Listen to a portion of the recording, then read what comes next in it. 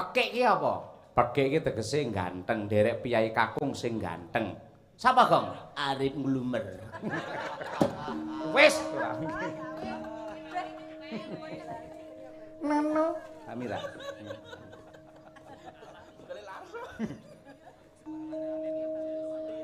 Priya bagus.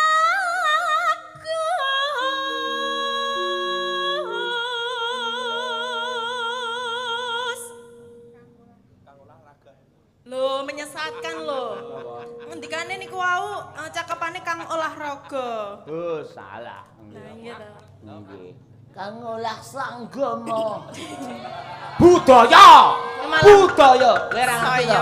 Sing jenenge wong nabuh gamelane padha karo sanggama, saling mengisi. Yen kancane kleru ditutupi. Lah ngono kuwi. Ngono masamu. Ora mungkin kok kancane salah nek kapok kowe, ora mungkin. Tutupi langsung. Ora ya. Pamane sing nembang ndelalah kenggaluren, irama kendang ya mesti dikendhoni ben iso engko gandeng meneh. Lah. Mbak Mira suarane mirip kaya Mbak Wiwit Widayati. Ayo. Tenan, Mbak. Ayo. Jana. Nggih. Kang olah budaya.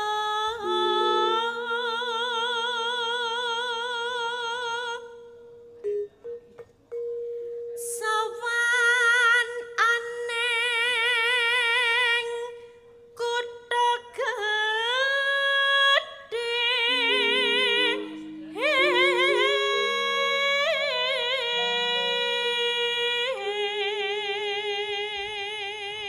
Huk, ngoper Mbak Wanda Amara. Gawe apa? Disingkat Wanda Amarai WA. Ya. WA itu tegese Wanda Arif Nglumer. Wes, ora wong aku.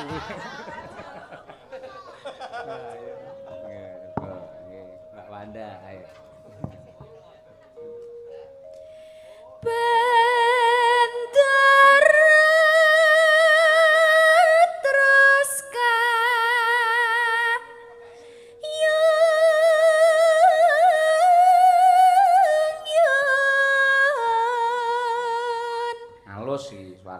Suarane halus, atine ya halus, ya.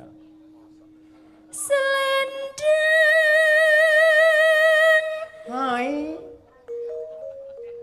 Kuning.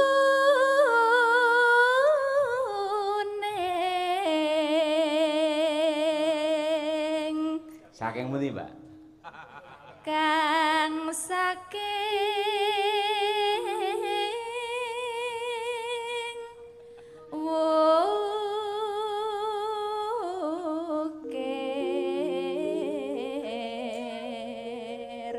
Oh, Mbak Mira, ya. Swara kurang premono. Swara kurang permana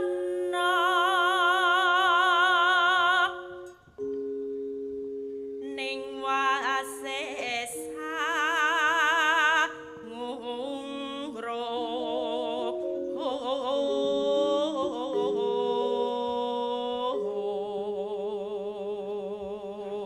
ngungkrung sinten Mbak Mira?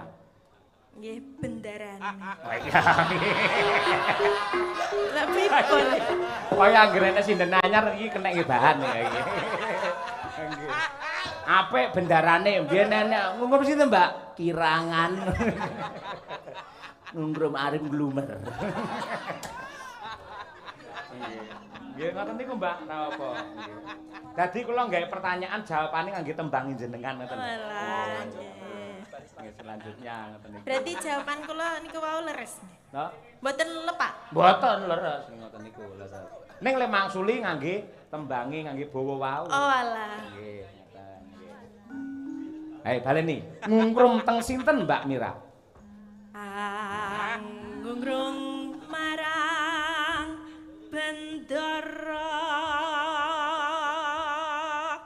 Dyah Sulistya pijer pripun? Dyah Sulistya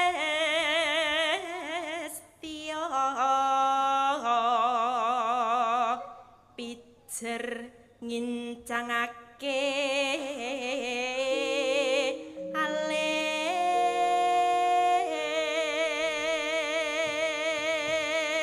Ya awakmu ndak.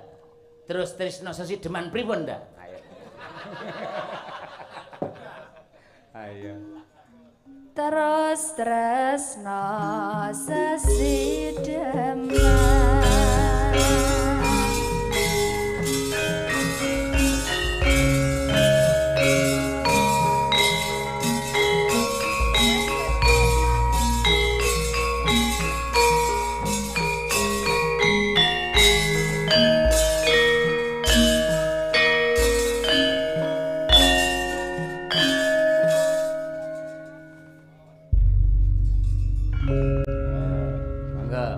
Mira, ya.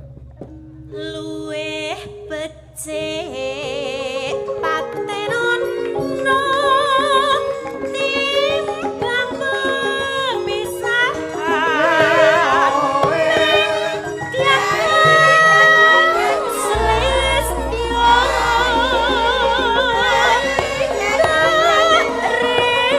ripang misamudana.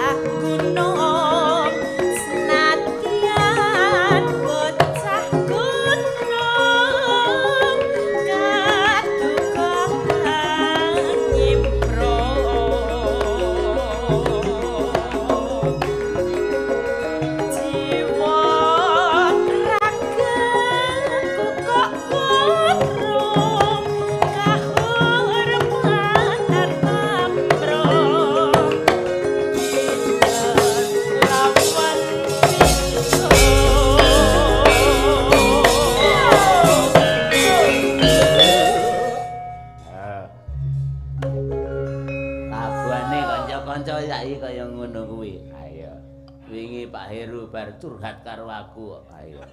Mambengi, heeh. Aku ngendang males, Pak. Kanca-kanca ra manut karo aku sampeyan. Lah pancen suasanane kaya ngono, aku bingung kok. Bingung aku. Ayo, nggih.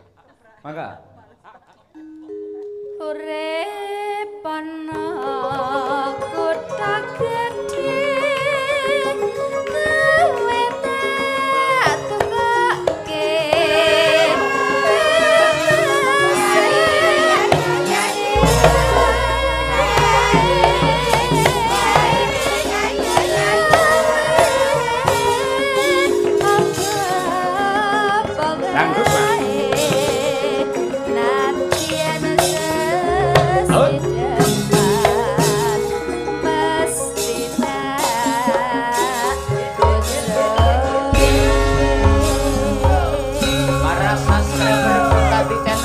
Laras wonten YouTube panjenengan.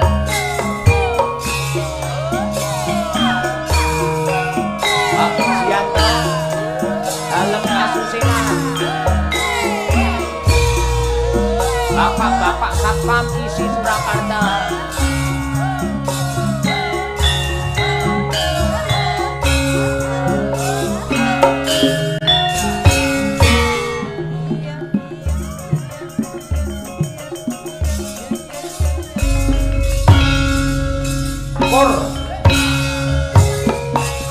Luwe becik patenono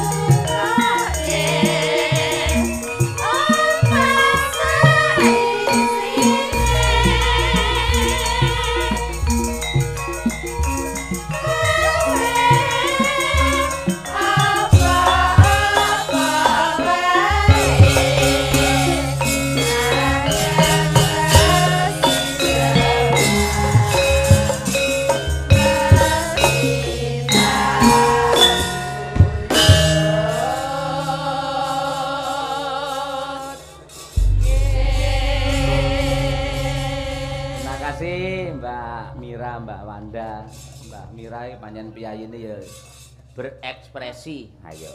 Wanda ya tanpa ekspresi ya wong. Wes musuh model wong wedok ngene wong lanang iso kewirangan. Ayo. Wanda cantik sekali, dhek meneng ae. Isin dhewe. Ayo.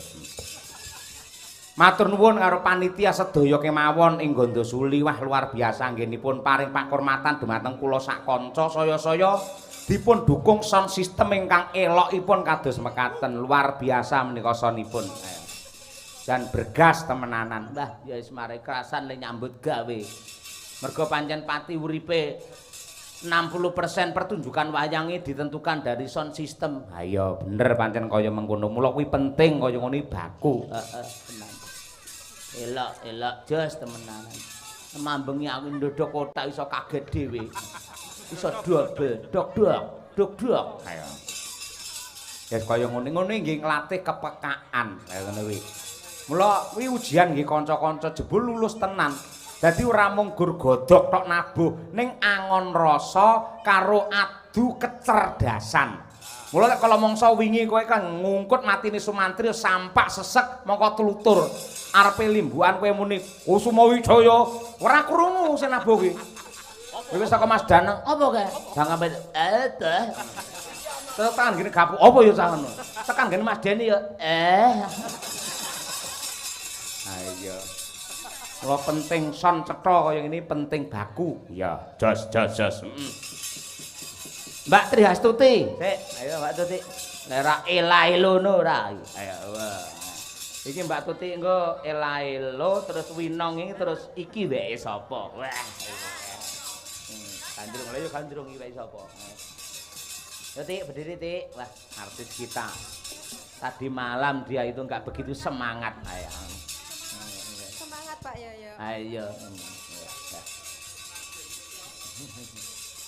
Mbak Trihastuti Retnowati saking Ngawi. Monggo Cak dipun aturaken elaelo niki cara lawas ndudhahi mutiara kependhem. Ayo, nggih. Yuk, diaturake. Cacos.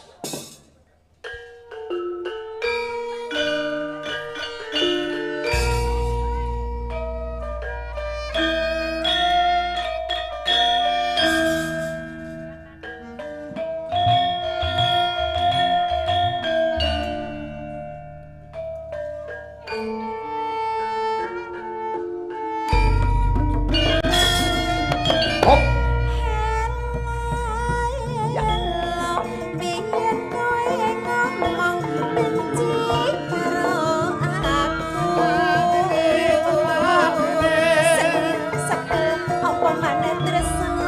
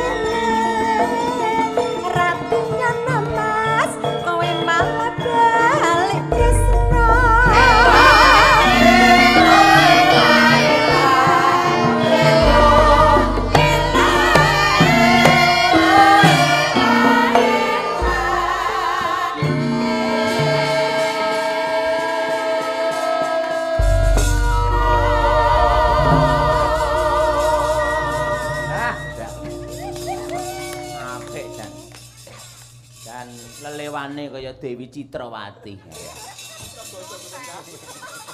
Ngosek. Ora halus kaya. Ya nang gitu tutupan nang. Nah, awakmu gitu tutupan iki wae lah ora. Iya ilen jembenake kaya ngono dan.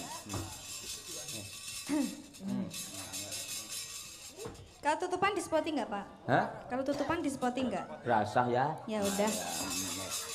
Ya udahlah ya. Aduh. Aduh dengkulnya. Apa ora jelas aku ki mau ngomong kamu. Dengkulnya. Dengkul. Dengkule ngopo? Dengkulnya keju, Pak. Oh. Iya. Kan kalau duduk buat tumpuan kan, Pak. Jadi dia kayak sakit. Iya. Dengkule kulino ditetesi lilin ya ngono kuwi. Kok lilin, Pak? Hah? Kok lilin? Loh, sampeyan ora ngerti to? Apa? Ketika awake dhewe ki awake keju, perlu hal yang hangat. Lah, lilin kuwi kak tetes nek cedhis, kuwi engko woh luar biasa. Oh. Percaya ya syukur, ora percaya ya malah apik. Ayo. Gandrung karyane Pak Anjarani, ayo. Pokoke ngen gara-gara ndudahi mutiara kepenuh. Mau Putri Solo, aku pas layat ning daleme Pak Anom nyuwun prisa kalih pepunden abdi yang mengaransemen adalah Pak Suwito Radio. Wah ya. Duetnya sama siapa ini saya? Oh, AA. Oh. Oh iya. Baik. Iya dah, ayo. Kok tumben panjenengan kok mood nyanyi? Kok mood nyanyi? Ora biasane kowe to sing anu. Hah? Sing nyanyi maksudnya. Sing nyanyi no. Maksudnya mood itu bukan ya, Pak. Maksudnya mood itu ini loh, punya keinginan. Nah. Oh, suasana hati. Siji ndelok musuhe sapa, loro ndelok lagune aku apal apa ora. Lah gur iki apa jenenge wae sapa lah gur irung bangir gur bangsa ngono kuwi to karo iki piye ngono ki apa? Ya. Oke. Ayo, mula kaya ngono yo diaturake yo. Gandrung Winong Nawangsih coba kaya apa yo.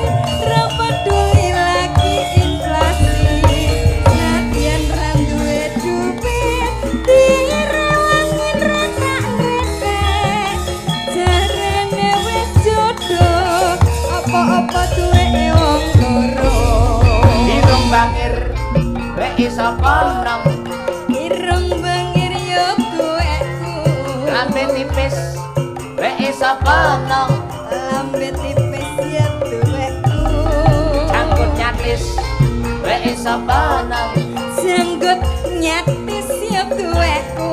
Bangkeane wae sapa nang bangkeane ya tuweku. Iki piye